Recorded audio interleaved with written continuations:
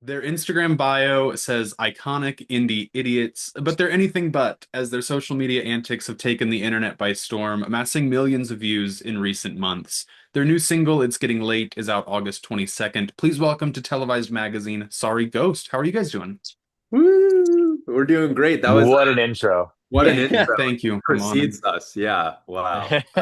Let's jump right into it. It's Getting Late is out on the 22nd. You guys have kind of teased the track on social media already. What can fans expect from it? Ooh. So let's see. Here's what the fans can expect from it. We wanted something that was felt like pretty raw. Hmm. Something that I think was kind of like a largely all a one take track in the studio. We wanted it to sort of have a little bit of that garage feel, but we think it's going to have a little bit of fun uh, zest on top of it, if you guys would Okay. agree with such. Not unlike a recently zested lemon, there's going to be just an extra little bit of flair Just an crumbled on extra, top of extra this thing. tiny little bit of flair. This Yeah. little zhuzh. Yeah, Okay. exactly. Because that's the thing is there's this fine line where you're going with that garage sound between Hmm. like intentionally lo-fi and then like low budget by circumstance. And we're like, Right. we don't want it to teeter into that low budget. It's still we're giving you that quality that you want, but again, something that feels a little bit more like you're at a Sorry Ghost show rather than you're, listening to a band that then you go see them live and they sound like nothing like the recordings. We want to Yeah. try to capture the energy that you're going to get live in the tracks. And I think this track in Okay. particular does a really good job of That's capturing that. that's good. I've seen a couple of bands live where I'm like, this sounds exactly like the record and I love it. And then there's other times where I've seen bands and I'm like, do I even know you guys? Mm. And it's a lot more easy to get into the show and love the show and be into the music when it sounds like the record and they're bringing the energy and the vibes that's on the record. So I'm glad you guys are trying to capture that feeling specifically. Yeah, exactly. The comments on the announcement had some fun with Sean playing drums on wooden spoons, of all things. How did these ideas come about for your guys' social media content to just like have fun and be creative and unique with it? I'll let Sean someone. or Tate, you guys want to hop in here? I don't want to cut off our social media gurus. Wow. Hey, Sean, before you came in, they were saying you have social media on lock. So, Well, that's very kind of them. I think a lot of the ideas come out of desperation and what yeah. we have left that we haven't done, and somehow we still have an ample amount of ideas. We're always experimenting with different ways to show off our songs, whether it be like a meme video that sneaks the song in, Hmm. or um, or The just the the George Bush one was a recent favorite of mine. We're so proud of that video. Thank That you. That video like we were made us laugh. it was Yeah. our first successful Facebook video. Yeah, Really? Hey, you're getting it the boomer is. market now. right. We Yeah, Yeah, that's were like, exactly what we said. of course, Iraq War. They were like, oh heck Oh, yeah, we're yeah. in. We won it. we are in. Yeah, mission accomplished, baby. Exactly. But But that's the yeah, tragedy is our like Gen Z audience wasn't even alive Yeah. for a lot of this. So we're like, we gotta aim a little bit older so they'll get our jokes. But sorry, Sean, please continue. but yeah, I guess we're always trying to strike a balance between making like kind of fun sketches while also reminding people that we do make music as well Hmm. and we do take it seriously.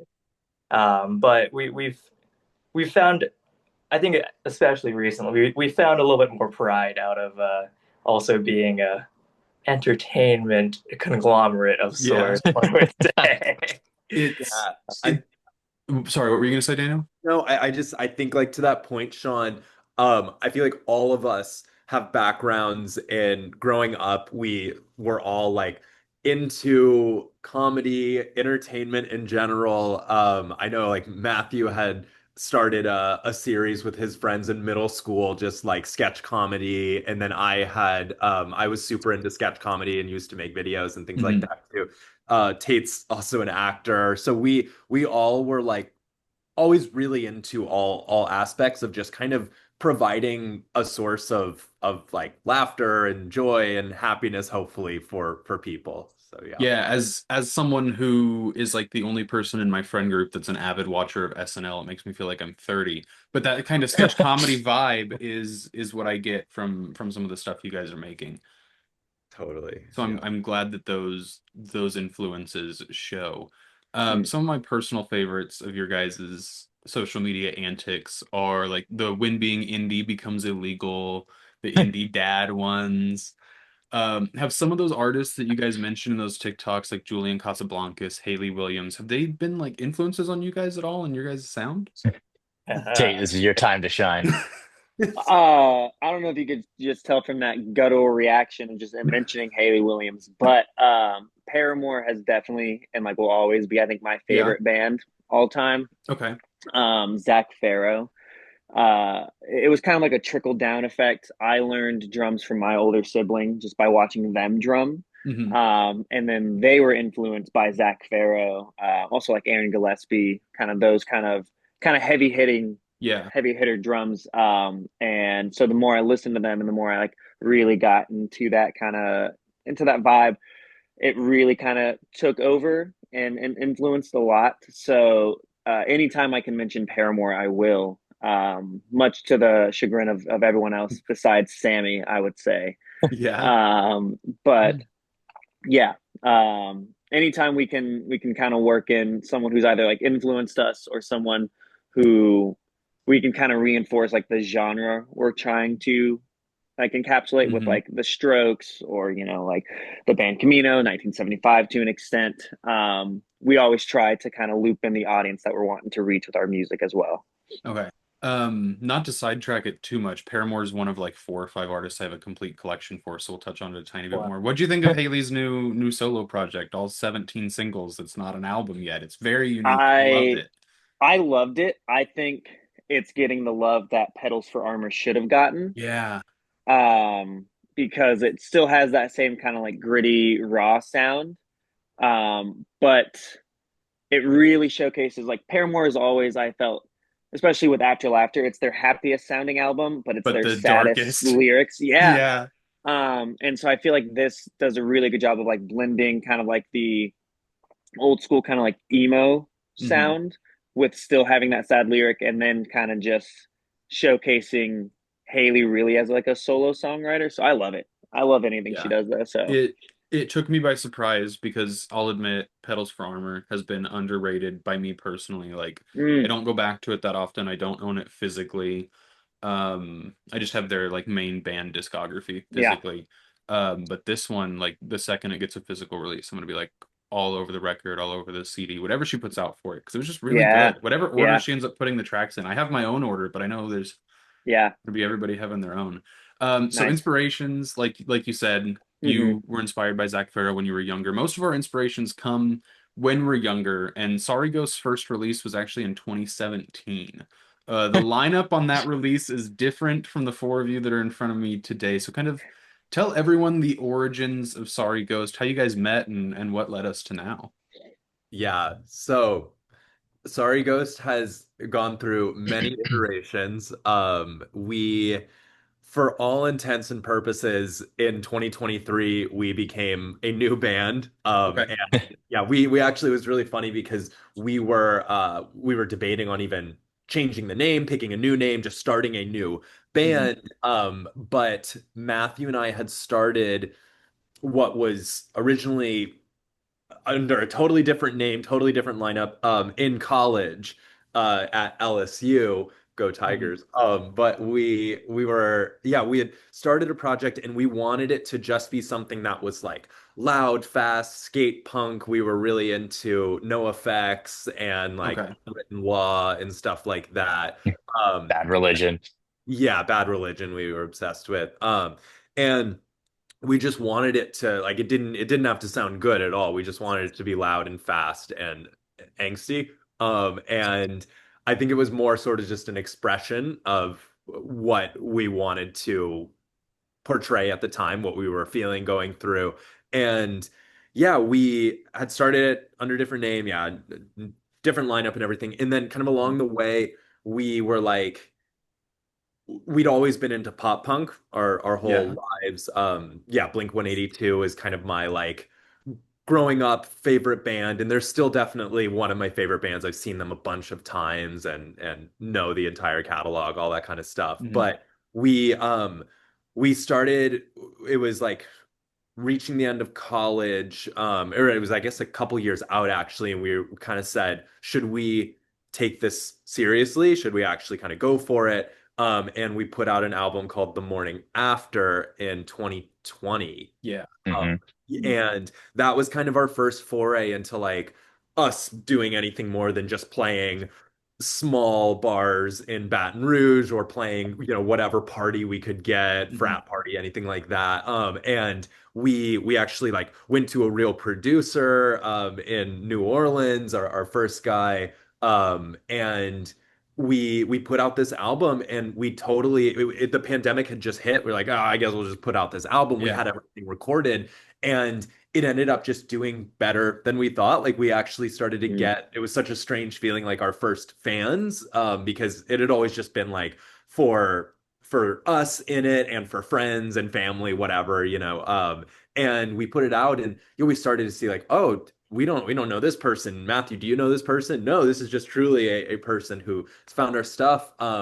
And yeah, we kind of did the pop punk thing for a couple years, and then started to feel like we'd reached a point where both Matthew and I were really just wanting to move away from it. It was kind of Yeah. something that I think captured the moment again, where we were, but I don't think it was necessarily where we wanted to end up.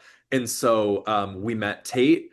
And that was when we started to kind of shift into, because Tate, like, you don't have as much of a background in the whole like skate punk thing. That Yeah. was your, yeah. So he definitely brought in like a new feel, a new Mhm. groove on the drums, because drums are so key, right? It changes Yeah. of a band. They can change the feeling of a song so much, so Yeah, quickly. it's crazy, right? I And mean, and even just like as an example of that, like the two albums with the original drummer in Blink-182, and then when Travis Barker joined, you're like, Yeah. how is this Hmm. even the same band? It's such a drastic change, Mhm. Mm. and yeah. style has so much influence from the drums. Yeah, so Tate kind of started getting us thinking, trying new things. We put out an EP called Did I, in A 2020, palindrome. was it 2022, Matthew? It was. Mm. It was March 6th, May 6th of 2022. Yeah, 2022. And that was sort of like a transition EP. Mhm. And we were still kind of like, this is the direction we want to go, but we didn't feel like we quite nailed it. The sound. We Mm. really were like, we need more instrumentation. We were a three-piece at Yeah. the time. And then Q Sean in met him in summer 2022. Mhm. Um, we were, yeah, touring with him at the time, with his former project, and then we had asked Sean if he wanted to join, and he said sure. He'd never been to LA, and he just was like, I need to graduate college first, and then he graduated a semester early, came over, and then this band started just writing and creating new things really around 2023, put Okay. out Robin at the end, and then that was kind of where we finally felt like we landed where we're wanting to go. Mm. Mhm. All that being said, are you guys like, now that you're kind of hitting your groove, and we'll talk about your upcoming shows in just a minute and the singles that you guys have put out recently and have coming out, are there larger plans like building towards an EP or an album potentially that can be So disclosed, it's maybe? yeah, well, so that's the thing about the contemporary music industry, that sort of Right. what thrives now, the internet thrives on novelty, right? Yeah. And someone put it to me this way once, and it was interesting, it really stuck with me. They're like, each release that you have, the internet often just treats as a single point of focus, right? Whether Mhm. that's a single song or, a 17 song album, the internet knows you did one thing. Here's the thing. Yeah. So if you give them all of the songs at once, you get, unless you're a huge band and you can tour on it, you get about the same amount of mileage out of it Mhm. than if you go, well, here's one of those songs. And then 6 weeks later, here's another one of those songs. Right. Here's Mm. another one of those songs. So if you just keep releasing singles, you keep having something new to talk about. And in an era where you're constantly vying for people's like extremely limited attention, Mm. there's no greater currency than having something novel to talk about, right? Yeah. Constantly having something new that you're like, hey, I know we just put out a song last month, but here's another one. And then guess what? Next month, you're going to get another one. And it Mm, keeps going like that. And it constantly has a reason, gives you a reason to be putting yourself back in front of people. We found Right. it's so much harder to promote songs on the back end. Like once the song's a few months old, people are like, either I've heard it They don't and I care, like it and it's in my mm, playlist exactly, or they're like, I'm never gonna listen to it at all unless like there's a random like viral moment. But Hmm. singles are, I feel like the way for a band of our size to get the most To like continue. value out of each Yeah. song. Exactly. Yeah, And give every song the opportunity to thrive. do I mm. necessarily love it? No. Like No. you know, I'm an album guy. I would love Yeah. Yeah. to create another album and tell all your friends to keep streaming because a if we basically are able to renew and we can sign on for a full album cycle, then Mm, we're totally going to be doing that. Hmm. So mhm, Yeah. Yeah. yeah, so I think it's all yeah, there's also it remains to be seen if we will do an EP, if we'll package that in 2026, but mm. Okay. we're thinking about it. But there will be Matthew, a Yeah. lot of yeah. music Matthew, regardless. There's a you lot had of songs on the mentioned way. you had mentioned like competing for people's very limited attention. And I think it was like a higher up an executive at ESPN who said like a week ago, like our competition isn't, the NFL network or this other sports, this, that. It's like TikTok and Instagram and the fact that Mm, Yeah. everything is on the same platform vying for everyone's attention. You can go on TikTok and you can watch sports and mhm, movie clips and TV shows and commentary and all this stuff. And it's changing the way we look at music, which as someone who's Yeah. also an album guy, it's interesting to watch happen in real time. The band, do mm. you guys know the band Twin Peaks at all? Yes. I know the In name, but I don't Okay. know their music. Yeah. Mm. In 2017, they did like a single every month for a full year and then packaged it up as like a compilation album at the end. And I feel like that was kind of the start of this Yeah. path. Yeah. It, Mm. that's definitely what we've talked about as well, is at the end of it Hmm. compiling it Hmm. all and being like, hey, here it was, here's our album. Yeah. But yeah, I think all the current algorithms are pushing you to create something new constantly. Mhm. Yeah. Yeah. Always. So we kind of talked about the past and your guys' influences and the present with the new songs coming out. Looking ahead a little bit though, on the 27th of September, you guys are headlining the Moroccan Lounge. It's your name on the marquee at one of LA's like growing and most popular venues. What does it mean for you guys? What does that night mean, and what can fans expect from it? Um, I'll start because Okay. I love the Moroccan. I've seen some of my like favorite artists at the Hmm. Moroccan. And when it was first pitched, the guys were like, I don't like was this do we like this place? Is it a cool place? And I was like, everyone I know who's been to Moroccan loves it. Because one, it has like a nice little like bar area, so you can kind of have a separate thing. But then when you get in, it's just such like a nice, intimate, and fun space Hmm. that I feel like it really helps create a fun vibe for everyone. Selfishly, I'm excited. My parents will be there, so it'll be the first time they see me perform in this entity. They've grown up seeing me play, drums. But it'll be a really fun time, and I think it's a good testing point just after we've had this great growth on social media Yeah. to see like, okay, like we can go, we can have fun doing videos, but like we're excited to see the pull we can have because on our Hmm. last little tour we did, it was the first time for us, I would say, or for me at least, showing up to places I've either never been and people coming up and being like, I drove 2 hours to see you. And I was like, that's crazy. Like, you don't have to do that. And then at our LA show that we did, it was the first time that a majority of the people we didn't really know. Like we had our Hmm. friends there, but a bulk of the crowd was people who just found us either through like social media or a friend showed them our music. And so that was like a really cool feeling to see that unfold and to see that like sometimes the social media aspect isn't as fun as just writing music.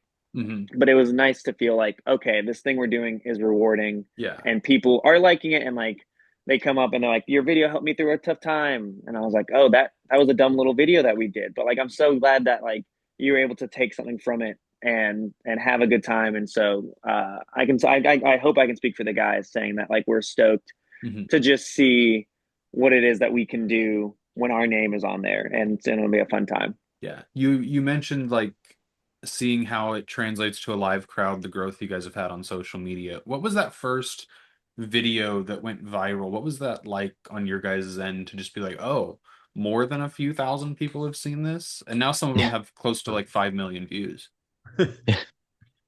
Yeah, that's a weird feeling. I feel Yeah. like Mm, I trusted Sean. So I knew that he had a understanding and kind of a finger on the pulse of social media that I just didn't. Like I actually don't have any personal social media Oh, wow. on my end. Yeah, I've always been kind of afraid of it and just like, oh Okay. man, and so I knew that Sean would have so much like a much better understanding of it, and he would show me some of the edits in our early stuff videos like, wow, I didn't even think to package it this way, and this is clever, and this is engaging, and right. I mean, we'd post something, and it would be like, oh, cool, it got 2,000 views. That's crazy. And then I feel like kind of the first time I really remember looking, be like, wait, this got 200,000 views, or this got even 100,000. It was crazy. Was kind of like in the month or two leading up to Small Time Fish, mm, really in 2024 when that came out Mhm. in July. Um, that was just such a crazy feeling. 'Cause you're like, wait, every one of those views is a person or a bot, I guess. But Yeah. These days you never know. right. But yeah. So I think that it is a surreal kind of experience. Like, wow, that's mm, crazy. And then you're like, are we gonna be able to do this again? Is it gonna be a mm, one hit wonder? And Mhm. then you get another one. Wow, this one got 1 million. No, that's wild. Could we do it again? And then I feel like every time still we get one and we're kind of go, oh, this one got 4 million views. And I'm like, well, I guess I don't know if we'll ever have another good idea. So maybe this will be the last Maybe one. it's the last one. Yeah. yeah.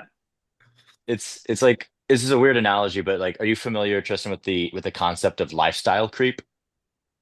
Yes, whereas Where as you like, if you get a raise at a job, you'll start spending that extra money you're making, and then Mhm. you have to keep moving up. Yeah. And then suddenly you realize that you're like, oh, when I used to be able to live on like a 50K a year salary, now my means, like, because I have more income, now I need like a 200, 300K a year Right. salary. So if I lose my job, like all of a sudden you're like, whoa, how was I able to do this before? It's a weird analogy, but I kind of feel like that with views. When we started, we're like, wow, like Daniel said, we're getting 2,000 views. That's crazy. 2,000 people have seen this. And then Mm, now it continues to grow to the threshold for what we see as like a dang, that video failed.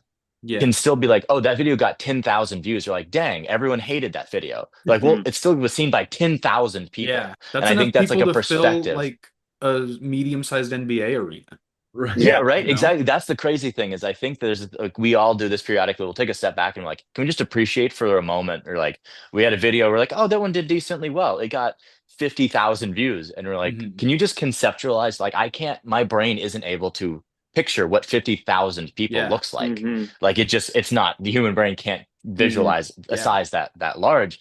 So I'm like, I'd have to go to something like you're saying, like, okay, it's like this arena is this many Hmm. people. Like, wow, you have to use like arenas and stadiums Yeah. mm, to be able to conceive of that. And I think it's this idea that as we grow, and for anybody that is doing something creative or anything where they have to put themselves out there, it's so easy to fall into this trap mm, where what was previously a success becomes a failure, Yeah. right? mm, Something where this was this benchmark where you're like, wow, this was an impressive thing that I did. And then now you're like, that's not good enough anymore. And I think it's just reminding yourself because the problem is growth, especially in this kind of a system, growth demands growth, right? You Hmm. can't just be like, we did it. We we won capitalism. Capital, baby. We're now successful. We're finished. We're on the far end of it. And we can you can't just coast. You'll just be consumed Hmm. by inflation, right? Yeah. Your views will then just be gone. So I think it's this idea that because you constantly have to push for more and more growth, mm, you're almost encouraged to not take a moment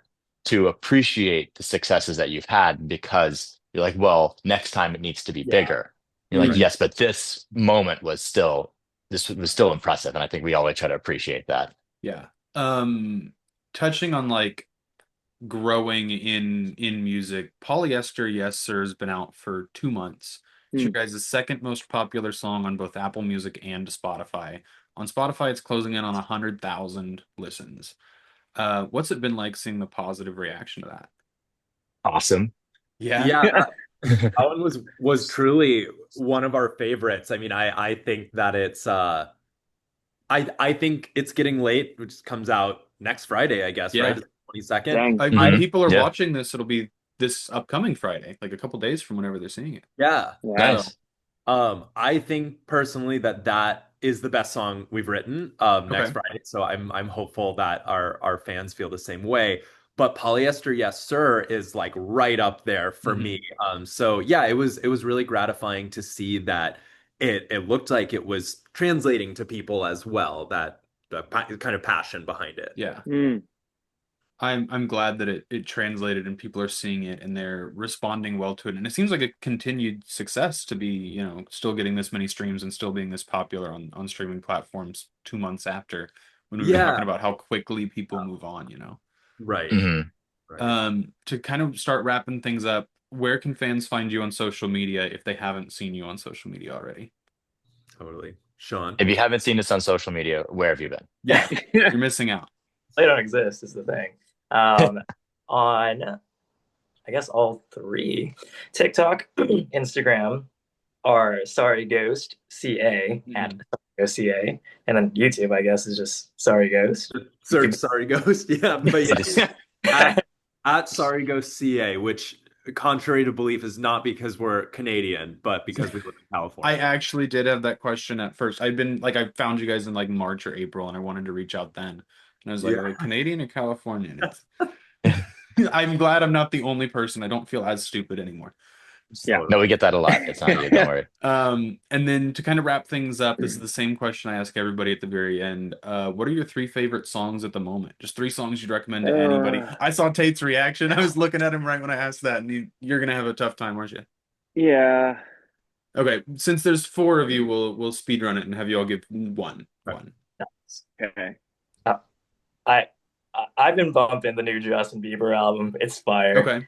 I'm I just have gonna not gotten around to it yet. I haven't like actively sought out listening to Justin Bieber since I was like 10 or 11 years Right. old. So Yeah. is it good? I would I mean I've liked all of Justin Bieber's stuff since I was Okay. a wee lad, but this recent album is pretty solid. So I'm gonna say Daisies. Okay. Daniel, you want to go next? Okay. Let me think. Mine mine is it's like I feel like it's too old. It's like from 2006, but I had just discovered it. Um You can say it. okay, it's okay. Okay. Yeah, it doesn't have to be recent or Okay. anything. Like my Um my most recent, like I've been spinning a lot of Black Sabbath lately, and that is not recent at all. Yeah. So, uh I really like I found this band called the Spinto Band, okay. who Oh is yeah. they were an up and comer back in like 2005. I believe the lead singer now is actually a producer, like full time. Okay. But they had a song called "Oh Mandy," which is like Mm. super super cool. I really Mhm. like that song. So yeah, I've been listening to Okay. that. Matthew's camera turned off. I'm guessing he's looking through his like Oh, recently played on Spotify to try that's and exactly what I was give an doing. easy answer. Uh, Yes, because I was like, I feel like well, the problem is I just listen to like the same three songs forever. okay. It's like, am I listening to like Frank Zappa today, or am I listening to like Curtis Mayfield today? I love Frank Zappa. But an artist that I want to plug that I have been listening to their newest EP lately is they're a band from Baton Rouge where we're from called Baby in the 90s. Hmm. They put out an EP called Stuck just about a month ago, Hmm. Mm. right towards the tail end of July. And I think it's really great. They're very much in a similar kind of genre to us. If you like Manchester Orchestra, if you like Postal Service, that kind of thing, if you like us, you'll love Baby in the 90s. And they just I think they write really original, really fresh like indie rock that Okay. I love. So shouts out to Mookie and Jay and everybody else in that band. And They've then been Tate, killing. We used to do shows with them back home. you have a minute, Tate. A minute, Ah, Tate. Zoom's gonna kick us off um, because I don't pay for Zoom. okay. Don't pay for Zoom. No, don't pay for Zoom. I It's like $99 for a year. Anyway, Tate, I'm taking your time. Go. No, you're good. I will say by Annie DeRusso has Okay, been one that I love and actually influenced a little bit of polyester. So it kind of sweet, helped kind Yeah, of solidify what it was to us. I do like awesome. her a lot. Tate showed Mm, her to us. She's great. hmm Sweet. Hey, thanks guys for joining me. This is gonna be like the most rushed outro I've ever done. We used all of the time. But thank you guys. You guys were great guests. Everybody listen to It's Getting Late Friday and have a good one. We'll see ya. Thanks, Thank you. Tristan.